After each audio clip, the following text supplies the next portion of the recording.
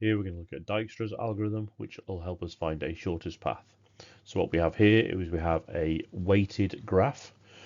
So with all of the weights in between, now those weights can mean anything, but in this case we're going to probably look at either distance or time or a cost to get between the nodes. And we want to be able to get from node A, which is the start node, to node G in the lowest cost. So the lowest time, lowest money, lowest distance. So the way we start is we start with node A and we say that the shortest path from A to A is 0. And at the moment we don't know what the shortest path to each of the other nodes is, so we put that as infinity. So without any tests at all, from A to B it is an infinite cost. And then we look at the nodes that are connected to A or as neighbours.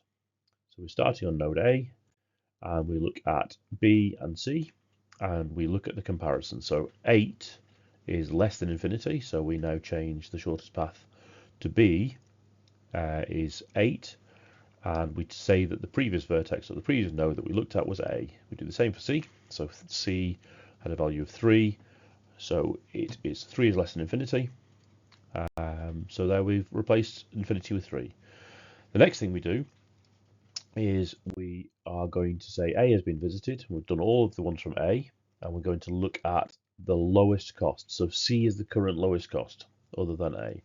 Okay, so C is the lowest cost with 3. So even though B would have been alphabetically, so we're now going to look at all of the neighbours of C. So we have E and F. So E has a current cost of infinity, and F has a current cost of infinity. And we look at the values on now what's the cost to get to E, and it's not 2 because that's just between C and E. We add that to the cost to get to where we are currently. So the cost to get to E is going to be 3 plus 2 or 5, and we compare that with infinity. So 5 is less than infinity. C to F is going to be 3 plus 5, which is 8. So again, 8 is less than infinity. So we now have E and F has the values or the cost of 5 and 8, and the previous vertex or previous node is C. So we can now see that C was the one that gave us that cheapest cost to get there. We then go to the next cheapest cost node. In this case, it's going to be E. And we do the same again. We look at all the different ones. So E has a current cost of 5, so we need to add that onto all of the others. So B would be 5 plus 1, which is 6, which is currently 8. So 6 is cheaper than 8, so we're going to be replacing that one. D is currently infinity, as is G. So we can fix those and say that the previous cheapest one or the previous vertex is E. So B, to get to B now, isn't directly from A to B. We go to E, and to get to E, we go to C, and to get to C, we go to A. So we can see that we're reducing the costs of our journeys. So we've now looked at E and checked all of the ones from there. So we are looking for the lowest cost here, which is now B. So we look at B, and the only unvisited node that we've not passed before, because there's no point going back because it's always going to be more. So B to D is 4. B has a cost of 6. D has a current cost of 8. So 6 plus 4 is 10. 10 is greater than 8, so we are not going to make any changes to that one. So we've now finished. So all these ones that are in purple, we've visited all. We've done all the possibilities of connections. So we're looking at the next cheapest one, which we have not looked at, and we have D and F both as 8. So in this case, I'm going to pick F.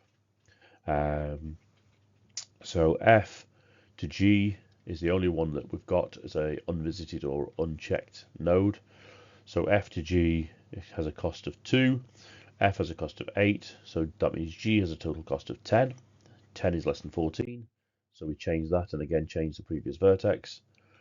We've now finished with F. So we're going to look at D. D to G has a cost of 4. D has a cost of 8 in the first place. So 8 plus 4 is 12. G has a current shortest path of 10. So we're not going to do that. We're at node G. G has no unvisited. So we have now visited all of our nodes in here. So we can now look at this and say G has a cost of 10. And to get to G, we can look at the previous vertex. So G is a cost of 10 if we go through F. F has a cost of 7 if we go through C. C has a cost of 3 if we go from A. So we now can go F, C, A, and there is our shortest path from A to G.